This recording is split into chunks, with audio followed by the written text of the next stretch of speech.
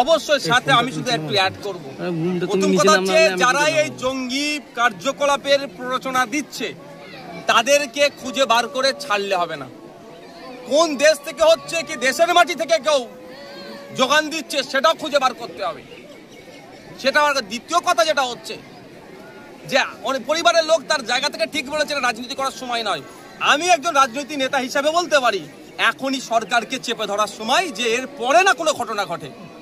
সরকার যদি এখন সজাগ হয়, প্রশাসনকে যদি সজাগ করে, পরবর্তীতে এরকম আর ঘটনা ঘটবে না।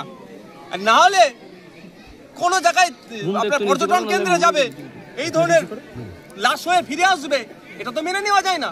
আমাদের নাগরিকের উপরে আক্রমণ হয়েছে, আমি তো প্রশ্ন সরকারকে করব, আমি তো আর বিরোধীদেরকে করতে পারি না, সাধারণ মানুষকে করতে পারি না, মিডিয়াকে তো করতে পারি না। আমি প্রশ্ন করবো সরকারকে, আপনি ব্যর্থ হয়েছেন, এই ব্যর্থতার দায় আপনাকে স্বীকার করতে হবে এবং ইনশিওর করতে হবে আগামী দিনে এটা হতে দেব না।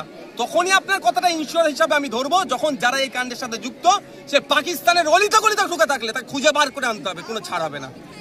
এই যে দলীয় বৈঠক হয়েছে কালকে, সরকারের এখনো পর্যন্ত যে সিদ্ধান্ত তা নিয়ে কি বলবেন? আমিও সহমত। সরকার, আমি একটা আঞ্চলিক দলের একটা ছোট্ট এমএলএ, একজন সংযুক্ত মোর্চার একজন এমএলএ হিসাবে আমিও দাবি করব কেন্দ্র সরকার এখন অল আউটে যাক, জঙ্গি নিকাশের জন্য তিনি পদক্ষেপ গ্রহণ করুন, এটা চাইবো। তবে আমি প্রথম দিন থেকে বলেছি এটা আমাদের কাছে একটা বড় চ্যালেঞ্জ। এই চ্যালেঞ্জটা পার করতে গেলে সকলকে একসাথে কাঁধে কাঁধে মিলাতে হবে। সকলকে কাঁধে কাঁধ মিলিয়ে চ্যালেঞ্জ হচ্ছে ভারতবর্ষ থেকে, দেশ থেকে সন্ত্রাসবাদকে নির্মূল করতে হবে। এই যে